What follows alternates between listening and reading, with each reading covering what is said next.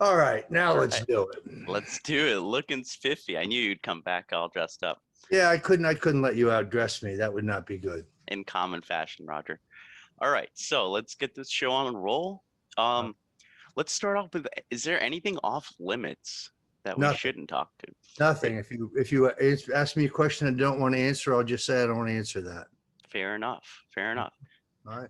All right, do you want to start off with the Hunter Biden stuff, or do you want to? Sure, I think that's the place to go because that's where we're breaking news. Right, It's not that he's being bought out; it's that he's being bought out for $200 million, which is not publicly known. right. I have a source in the Hong Kong banking system who is watching this very carefully and has a great deal of internal knowledge. So that's a news story, you know. That is a news story. I mean, so, and it's also not very well known that, John Kerry had to approve some of these sales that normally wouldn't be allowed, that, China, mainland China, investing or buying out an American automotive company, or, all these shady deals had Yep, to specifically be approved by the previous administrations. yep, exactly. No, there's a conflict of interest there. So let's start there.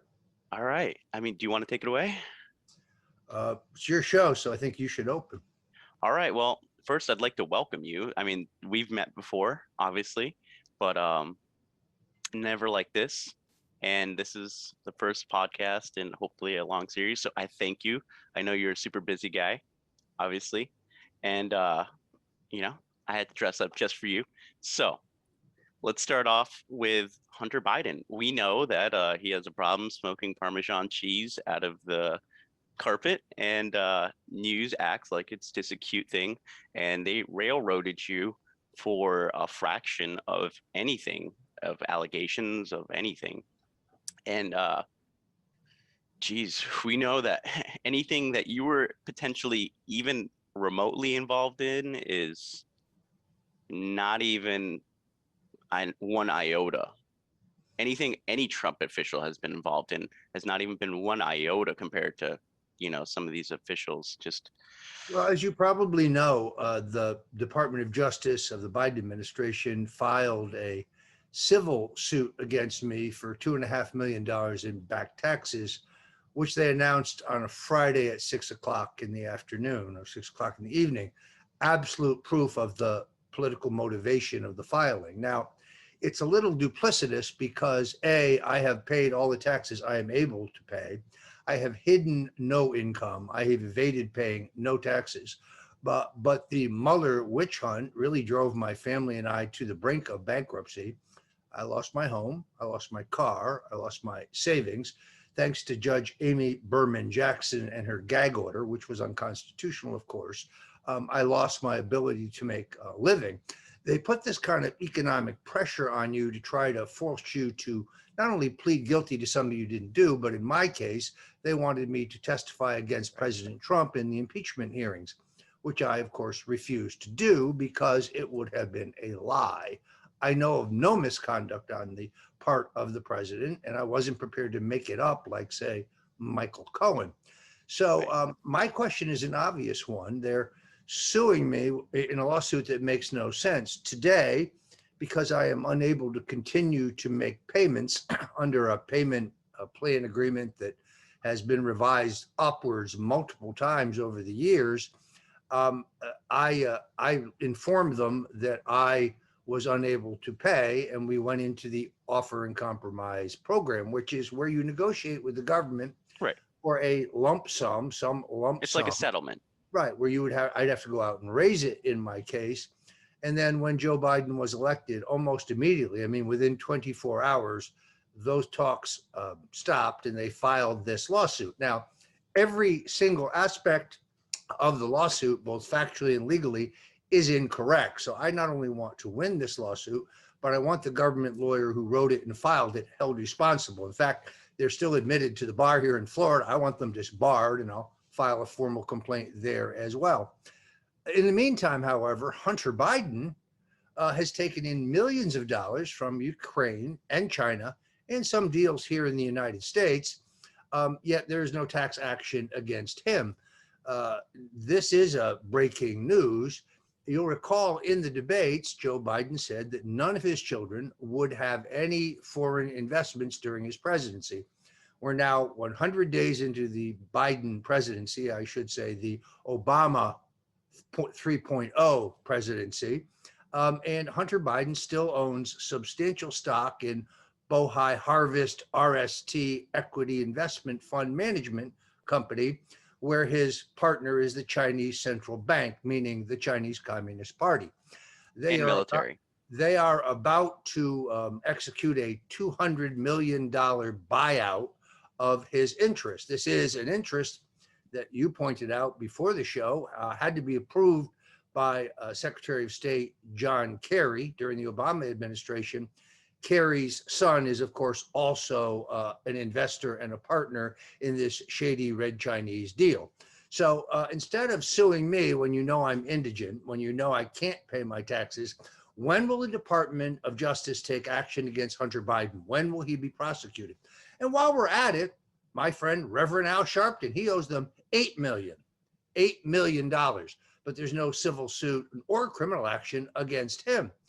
It's the two-tiered justice system that I think Americans are getting more and more fed up with. But Hunter Biden just bought a $4.5 million home in the Hollywood Hills. He's going to be teaching a course at Tulane University in New Orleans on the fake news media, which is kind of funny because the media has done nothing but shield him. Right. The laptop's real. There's no dispute about that. And media organizations that refused to cover it reveal themselves not to be journalists or media organizations, all but propagandists. None worse than the New York Times, I might add, the single worst piece of newspaper in the country. I mean, a true piece of garbage. Right. And it wasn't always that way. There was a day in which the New York Times was respected. It was kind of called the newspaper of record. But there's one particular reporter there, Mike Schmidt, a piece of human garbage. I mean, a piece of human excrement posing as a human being. He wrote an entire section on the Russian hoax phenomena. We're waiting for your apology. Mike, we need an apology, or you're not going to be writing much longer anyplace. In all honesty, you're going to be shunned within the fraternity because you're a liar, you're a con man, you're a hoaxer, and people need to know that. So, it's extraordinary, the two-tiered justice system. Big stories yesterday. The Trump Justice Department monitored the emails and correspondence of some New York Times reporters. Really? Barack Obama monitored the communications of James Rosen of Fox News. That's both illegal and unconstitutional. Who at the Obama Justice Department was prosecuted for that? Absolutely nobody. They got promotions. Nobody. Probably. They get promotions. Right. So, we have a criminal enterprise running the U.S. government right now. Our FBI, which was once, widely admired, is completely non-political and unbiased, is being used for political purposes. It's a very sad day for America. I wish I could tell you how this all comes out, but I'm not sure yet. Yeah, as you said, it's not just it's not just news companies shielding the Hunter Biden or just the Bidens in general. It's also the social media companies themselves. When a reputable news company that's known by millions and has been in work for decades posts about Hunter Biden's laptop, they delete it. They ban the news network that shares that content on their platform. They completely remove it. The saddest thing about this is that President Trump could have done something about this from day one. These big social media organizations, Twitter, Facebook, Instagram, they're violating current antitrust laws. Right. The Attorney General under Trump could have gone to a court and had them shut down until they agreed to stop. But of course, we appointed two quislings as Attorney General, weak men. Bill Barr, who was, ran the cocaine trafficking operation for the CIA during the Reagan presidency under the direction of Vice President George Bush, an epically corrupt individual who thought that my conviction was righteous. Well, hopefully his conviction will be even more righteous. Wow. The brain dead, his brain dead predecessor, the former senator from Alabama, who got spanked by the electorate there when he tried to make a comeback, Jeff Sessions. This is a guy who said, good people don't smoke marijuana. Well, Senator, sick people smoke marijuana. I don't know how much Big Pharma paid Jeff Sessions Right. to push their opioids, but that is disgraceful and inconsistent with President Trump's position. The president made it very clear that he viewed the legalization of cannabis as a states' rights issue, that if the people of a given state voted for it, passed a constitutional amendment to allow it, as we have here in Florida, or if they had passed it legislatively, it was up to the people. Right. I don't think the president himself would have voted for it, but that's not the issue. Yet Jeff Sessions spent the first 3 years of the Trump administration trying to stop people from getting the medicine they rely on every day. We're talking about people like veterans who use it to Right. treat PTSD. Just yet another failure, unfortunately, of those below the president. Look, I make no bones about it. I think Donald Trump was the greatest president since Abraham Lincoln. What's Amen. amazing is how much he got done, given the fact that everyone around him, including his son-in-law and his daughter, were opposing his key policies. It's amazing how much he got done with a cabinet, a majority of whom did not vote for him and didn't really support his presidency. So he's an amazing individual. He's speaking about running again in 2024. I think at the end of the day, he will not do that, but that's just an opinion. That's not an informed opinion. I don't know anything other than watching the situation, but why would he want to climb back into that pressure cooker? He and his family were so viciously and unfairly attacked for the last 4 years. My guess is that his net worth has dropped rather dramatically because he chose to go into public service. He knew this job was going to cost him money, certainly cost him business opportunities. I've known him 40 years. He didn't do it because he had a burning need to be president. He didn't do it because he had political ambitions. He didn't do it because he wanted a bigger house or a bigger plane. He already had a nicer house and a much bigger plane. No, he did it for us. He did it because he loves the country and he liked seeing what was happening to the country. And he was sick and tired of the career politicians who talk out of both sides of their mouths. Lindsey Graham being the best possible example. That's true. When you recall that my home was raided at 6 o'clock in the morning by 29 heavily armed FBI agents in full SWAT gear, wearing night goggles and carrying assault rifles, Lindsey Graham said he was going to get to the bottom of who approved this raid. Lindsey Graham has done nothing. I have to find someone in South Carolina to challenge Lindsey Graham in the Republican primary because he is a rhino. He is not a Trump Republican. He's not even a conservative. He's got to go. No, I agree. And that's the scary part. Like Lindsey Graham is the perfect example of that. They talk a lot of game, but you can definitely see if you watch long enough, you can see them, kind of skid around the issues a little bit. His hero, John McCain, is deeply involved in the illegal pushing of the fake Steele dossier. John McCain is not the man you think he is. No. He was the epitome of the swamp creature. He railed against special interests while pocketing more than any. He had his mistress traveling with him in the campaign entourage when he ran for president. I can document that. A true scumbag, just a true, not an American hero. In fact, a lot of questions about his release by the Vietnamese, and as you know, responsible for the deaths of several hundred of his fellow servicemen when he started to do some stunt flying on the deck of an aircraft carrier.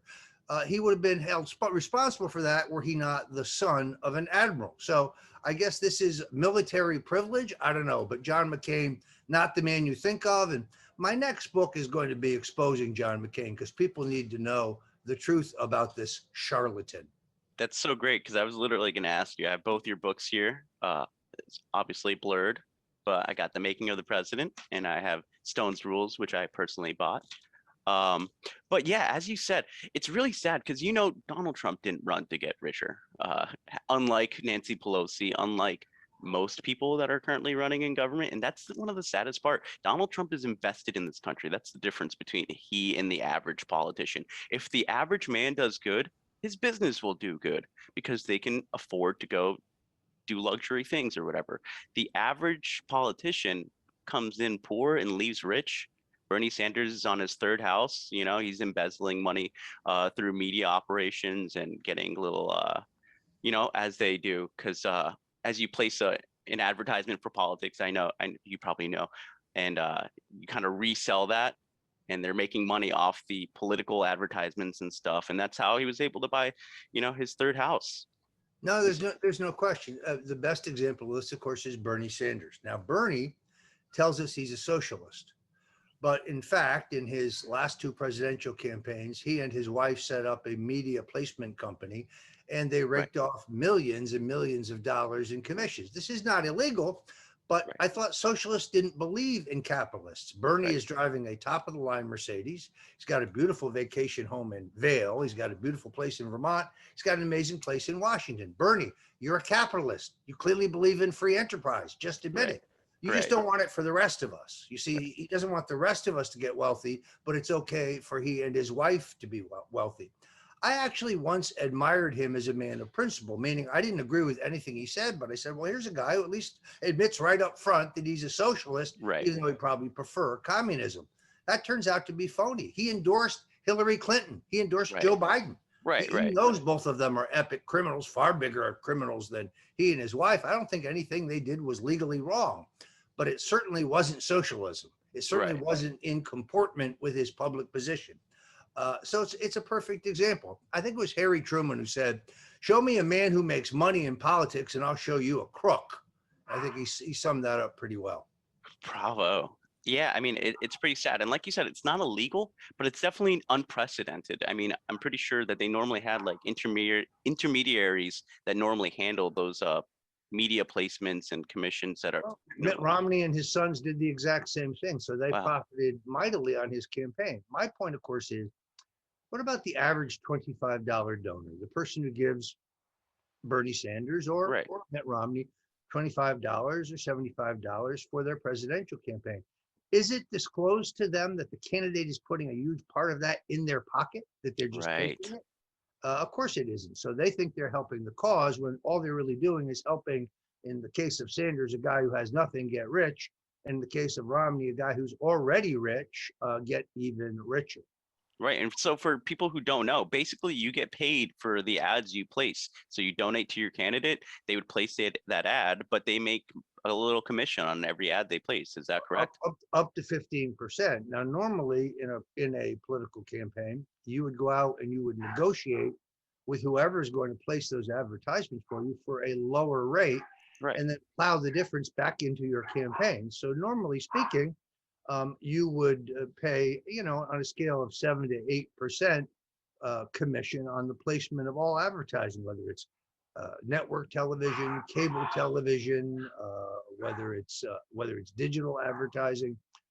But this is one of the great inside stories about how politicians make money. By the way, that is the Free Roger Stone dog chorus you hear in the background. It's amazing. We are dog people. We make no mistake about it. And right now I have not only my two dogs in the house, but my daughter's two dogs. And I don't know, they love the internet. They love to hear me talk. So what can I say? That's all. They have to get their voice spoken out. I wish some of the American people were as verbal and just outgoing as some of these are animals. Like if people are getting censored, like when you got censored, when Donald Trump is getting censored, people need to speak out. We all just say, oh, that sucks. And then we just keep scrolling on Twitter, keep scrolling on Facebook. No, what people need to do is they need to take their complaints and flood it into the customer support and the problem sections of all these social media giants. Not only that, but don't give them your money. In other words, don't buy anything on Amazon. Don't do anything don't use any Apple products. Don't use any Google products. Don't use Google for your searches. First of all, they'll bury the truth. Go to Google right now, put in Roger Stone, and it's a hate fest. Just a hate fest. But if you go to DuckDuckGo, you'll get a completely different story and a different impression. The sad part again, President Trump had the authority to shut these people down until they agreed to obey the law. Their censorship violates the antitrust. It's a monopolistic practice. All he needed was a committed attorney general with cojones. Instead, he had Jeff Sessions, a corrupted and I think conflicted hillbilly, and Bill Barr, a deep state plant from the Bush administration, who frankly did more to cover up the Russian collusion hoax perpetrators. By the way, where is Mr. Durham's report? Where is his report? Non-existent. He's now had 4 years This guy needs to be disbarred. Really, he needs to be driven out of the profession of law because he's a disgrace. We're due a report. If his report comes back and says there's no evidence, well, the documents that were declassified by one of my heroes, Rick Grinnell, who was the acting director of information, proved beyond a shadow of a doubt that James Comey, John Brennan, Andrew McCabe, and James Clapper violated the law. By the way, they all lied to Congress under oath about it, which was, oddly enough, what I was charged with. The difference is they lied about things that were actually material. They lied about things that were consequential. They lied about national policy. General Clapper, for example, said, no, that we have no metadata collection program on Americans. That's a lie. He should still be in prison. Where is he? He's teaching ethics at Vermont College, being paid to lie on the air at CNN. Really, really pathetic. And you noticed, you mentioned Rick Grinnell. He was our first official cabinet member, or that was appointed, that was LGBTQ, right? Correct. And so I read an article saying like, oh, Biden appointed someone in a similar position or whatever, and they said this is the first LGBT. I'm like, that's not true. And they just tried to frame it as, oh yeah, Trump had one, but it doesn't really count, and he hated gays and all types of things. It's like, he literally appointed the first person, and you don't even give him credit for that. And they say, oh, but now that Biden's in office, anything is possible. It's like, so anything is possible. What do you see gasoline prices at the end of the summer? Oh Lord! Watch the way that the Chinese diplomats spit in the face of the Americans. Anything is possible. Watch the Russians move into Ukraine and Joe Biden do absolutely nothing. Oh, we have sanctions against the Russians for their interference in the 2020 election. Where are the sanctions against the Chinese, whose interference was far broader and far more insidious? No, anything is possible under Joe Biden. Although you can see his deterioration, and I want to be very clear. I don't wish the guy ill health. I don't wish him anything but good health and a long life. I mean, I would like to see him succeed. You know why? I'm an American. I'd like to see the country be vibrant. I'd like to see people have the jobs they want. I want to have people be able to get the best education. I want everybody to have an opportunity.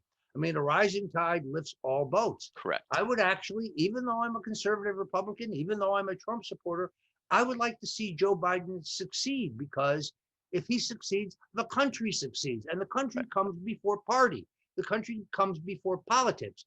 But instead, what we see is a police state developing where you can be prosecuted for thought crimes. In other words, if you disagree politically with the Biden administration, well, then you're a domestic terrorist. Well, I renounce violence.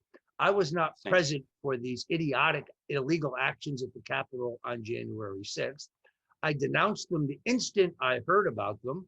And I actually learned about them by reading a Parler post by Rick Grinnell. And then I went on television to find out what was going on and put out a statement of my own. Yet, for months, you had ABC News, who are the worst of the worst, CNN, MSNBC, the New York Times, Washington Post, using the tactic of guilt by association to try to tie me to something I knew nothing about and have no involvement in. It's man seen with Roger Stone arrested. Really, that's pathetic. There's one particular reporter by the name of Ali Dukakis at ABC, who is really a weasel. I mean, one of the most duplicitous weasels I've ever met.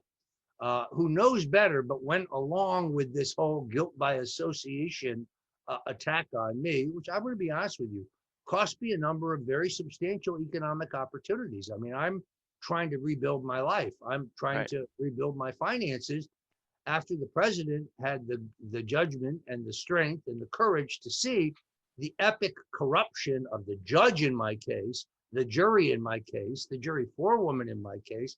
The jury forewoman in my case is out posting attacks on me on Facebook and Twitter in 2019, specifically about the case in which she has been selected as a juror, but Judge Amy Berman Jackson rules that doesn't constitute bias. Beyond belief, absolutely beyond belief. When we get a Republican Congress back, hopefully someday, we're going to have to remove a number of these corrupt federal judges. It's an absolute necessity. They have this idea that they are impervious to criticism. You don't even have the right to criticize them, which under the Constitution is, of course, incorrect.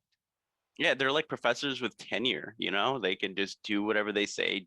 They're not as smart. They're not as smart as professors. Basically, judges are people who could not make it in the legal profession. They couldn't make it in politics, so they kick them upstairs. You think they're going to have a great intellect, and then you find out that they know nothing whatsoever about the law. That all their decisions are based solely on politics.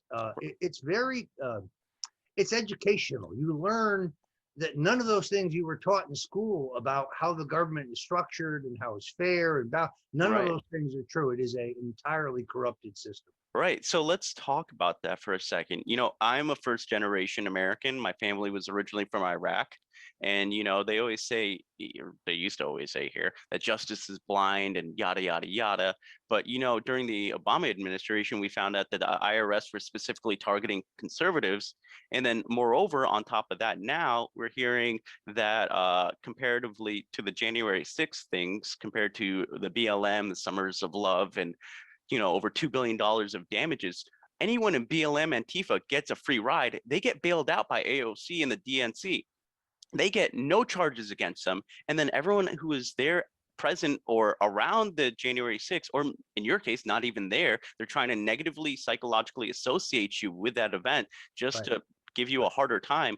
No, to be absolutely clear, if President Trump is responsible for the incitement of the action of January 6th, then Joe Biden and Kamala Harris are responsible for the deaths in Seattle and throughout the country last summer. Portland. Personally responsible. I mean, it either one is true or neither is true. Right. Now, I happen to think that the president's free speech rights, and for that matter, Senator Harris, now Vice President, she had the right to say what she did. I don't think that's inciting violence. But if you're going to try to prosecute Trump, then you must prosecute Harris as well. Right. Or we have a two-tier justice system, one system for globalist elites and the other one for regular Americans or supporters of Donald Trump. Yeah, no, that's exactly my point, though. It's just like, yeah, they're literally getting bailed out, and any conservative that was even remotely close is getting facial recognition data pulled, and they're getting arrested and not even getting a trial in some cases for months. So it's actually, I had a call yesterday from a very good friend of mine in Nevada who was at work, but she texted me, said, evidently the FBI is waiting for me at my home.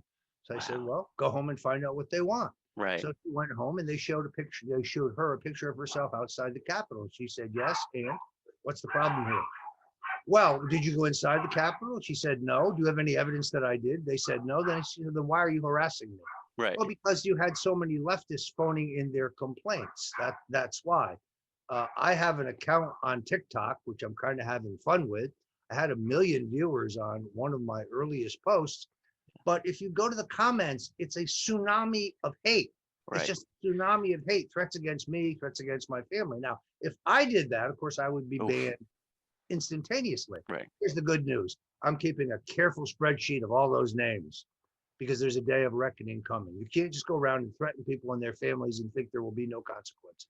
No, because they will. And I'm turning them over to law enforcement because that is illegal. It is outrageous what you see. Twitter is just, it is an epic blood fest. People on Twitter screaming for my blood. When is Stone going to be put in prisons for his activities regarding the January 6th? Well, the answer is never, because you have nothing, no evidence, no proof, guilt by association. Right. Brown knew Johnson, who knew Schmulowitz, who knew Delgado, who knew Stone. So Brown is a Stone associate. This is the insanity of the creeps that write for the media. And let's call out the worst of the worst. Salon. I wouldn't wipe my ass with Salon. These people are beneath contempt. I mean, they're not journalists, they're propagandists. And they're haters. They're haters above all. As you know, and you've met my wife, my wife was attacked outside our home about a month ago by some crazed leftist screaming that, I'm a Russian spy and so on. The folks at Salon are responsible for that. The people at the Daily Beast are responsible for that. Right. They are the ones who churn up hatred. They are the haters. And they do it all in the name of tolerance. That's what's most nauseating about it. No, I agree. That's the thing is, I remember during your whole legal procedure and battle, there was a impeach Donald Trump protest at the Florida federal courthouse in Fort Lauderdale. And one of my friends who worked with me at the restaurant at the time, he was formerly a liberal. He used to laugh at people who would come into the restaurant wearing Trump hats, MAGA hats, and eventually he became a conservative libertarian. And he told me about that. And yeah, it's just crazy. People were screaming at me saying, you know, you're a white supremacist, blah, blah, blah. And then like I met the Proud Boys there. One of the Proud Boys was a Latino man, and another one was this tall, like a white dude that looked like he was Canadian, the most, you know, softest looking guy, well Yeah. spoken, just nice guys. This is one of the most annoying things. So I worked, as you know, for President Ronald Reagan. When he decided not to extend the Voting Rights Act, which was legislation put in place in the 60s to ensure that elections in the South were fair and that African American voters were not disenfranchised, I criticized that. I think he should have extended it. I opposed the policy of stop and frisk. I don't think you should be able to just stop a person on the street because of their color and search. I think it's wrong. A lot of my conservative friends disagree with me, but the New York City Police Department was wrong when they did that, and I was opposed to it. I support affirmative action, which is a Nixon administration policy that gives preferences in federal contracting and in federal hiring to African Americans because they were disadvantaged unfairly, from the 20s all the way to the 80s and 90s. I'm continue to be a vocal critic of the Biden-Clinton war on drugs. Now, it is true that President Nixon started the war on drugs. Correct. But it was Joe Biden, chairman of the Senate Judiciary Committee, and President Bill Clinton who turbocharged it. So the current law under which the harsh mandatory penalties are required for the possession of small amounts of drugs by a first-time offender, that's Joe Biden. Joe Biden did that to you. Joe Biden is responsible for the mass incarceration of more Black people than anyone in American history other than Bill Clinton. So in the debate, Joe, when you accused Donald Trump of the drug whistle, you got to the Senate by opposing the desegregation of the Wilmington schools. Right. You are a hardcore segregationist. You have been your whole life. You hung out with James Eastland and Strom Thurmond and Herman Talmadge and Bird. other segregation Senate. Those are your buddies. You're not Jack Kennedy. You're not Dr. King. You're not Bobby Kennedy. You're not even close. You are a racist hater, Joe Biden. That's your record. Live it. Admit to it. Don't try to, I marched with King. No, you didn't. You didn't march with King. That's another one of your delusional lies. This guy is really a piece of work. Really a piece of work.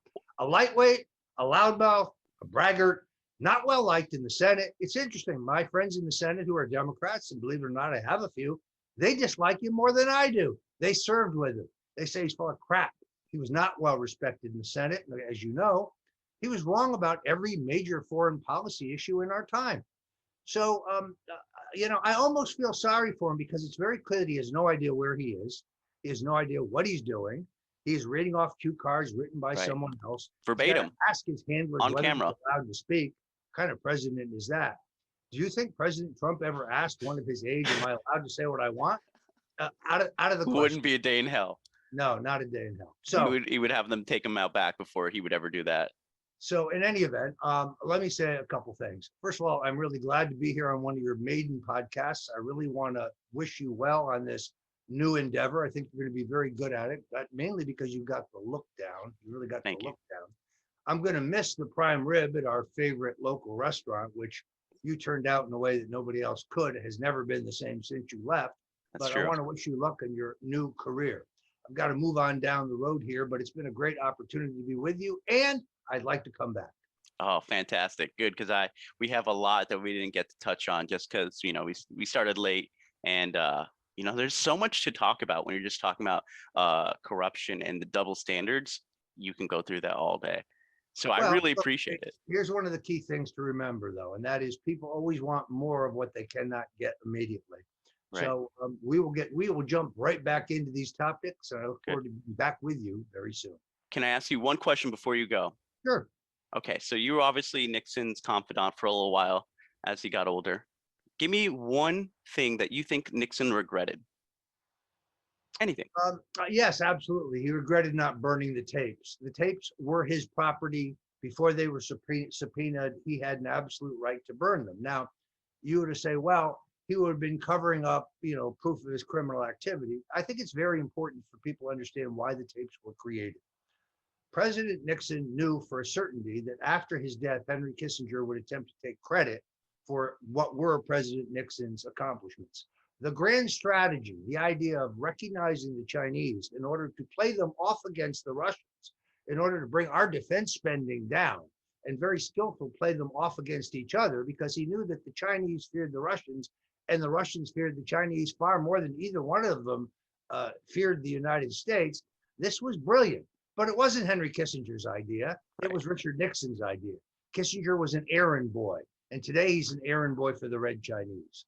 So he really preserved the tapes for his own protection, because he knew that Kissinger would later try to take credit for things that were not his idea. It's understandable. On the other hand, the tapes came back to haunt him. It's interesting that John Dean published a book in which he said that he, for the first time, transcribed all of the White House tapes and he published them. However, he left out 3 tapes that proved that he was the man who planned the Watergate break-in. He is the man who pushed it, and he lied to Nixon about it for 19 months and then coached Nixon on perjury. Remember, he's the guy who is disbarred as a lawyer, not me. He's a convicted felon. I am not. How's that, John Dean? Have a nice day. And just so everyone knows, Roger Stone did nothing wrong, and stonedefensefund.com, right? Well, if you want to help, unfortunately, I have to face this harassment civil suit by the Biden Justice Department. I was hoping to shut my legal defense fund down, but that's not going to be possible at this point because I don't have the money to fight. I've got to go out and raise it. So folks can help me at stonedefensefund.com. But I'm also very excited to tell you that very shortly, I'm going to be debuting a new podcast called Get Stoned, Your Daily Dose of Politics with Roger Stone. You'll be able to see it at stonecoldtruth.com and also recoiltv.com. And it's going to be amazing. Or as Donald Trump would say, it's going to be huge. Huge. Amazing. Thank you so much, Roger. I cannot tell you how much of a pleasure this has been. Let's do this again soon, but don't try dressing better than me again, okay? I'll dress down. I'll wear a t-shirt. I'll wear a wife beater. No, I don't want to go that far, but you could wear a Roger Stone Did Nothing Wrong t-shirt. And if you want one, you can go to stonecoldtruth.com right now. That's stonecoldtruth.com. Go to the shop and get your very own. In fact, we have the updated version. It says Roger Stone still did nothing wrong. That's right. I'm going to have to get one of those. You're going to have to sign it for me. And I believe you do sign stuff for people, right? So if people want... absolutely. So if you want to get a signed copy of my books, The Making of the President 2016, or The Man Who Killed Kennedy, The Case Against LBJ, or you want to get one of my famous Roger Stones, I don't know if you've seen those, but it's a paperweight in which I have signed a white stone that should only be used as a paperweight and for no other purpose.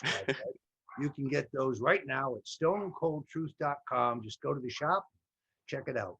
That's awesome. I'm looking forward to that. And I'm looking forward to your new book, because that's going to put you right back on top. I know people are vehemently going to attack you for that, but you got to do what you got to do. Well, the only thing worse than being talked about is not being talked about. Right. I believe I read that in one of Trump's books, or maybe it was one of yours. I don't know. It's too good. It's too good to skip over. Anyway, I love you. Stay safe. I know things are crazy. So we really appreciate you, and America appreciates what you and former President Donald Trump used to do for us. So keep at it. Well, good luck with your new podcast. I look forward to coming back, and God bless you. Thank you, Roger. Take it easy.